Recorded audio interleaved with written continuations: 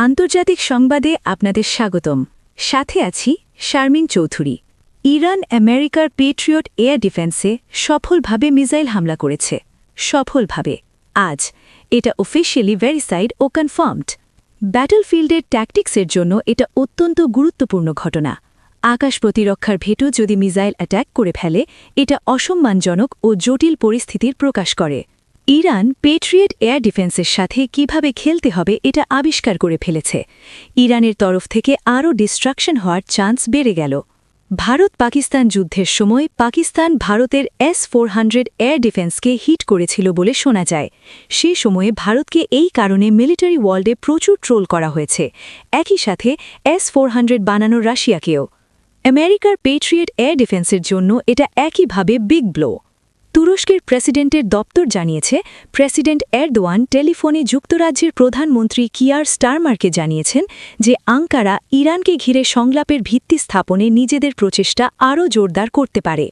একটা মুসলিম দেশ বাংলাদেশ, আমি শুনেছি সেই দেশের মুসলিম যুবকদের সাহস অন্যরকম। আশা করব তারা আমাদের বিপদে পাশে থাকবে, এই কথা বললেন মোস্তফা খামেনি। ইরান বিষয়ে সংলাপের পরিবেশ তৈরি করতে তুরস্ক কূটনৈতিক প্রচেষ্টা চালিয়ে যাচ্ছে বলে জানিয়েছেন দেশটির প্রেসিডেন্ট রিসেপ তাইয়ের এরদোয়ানি।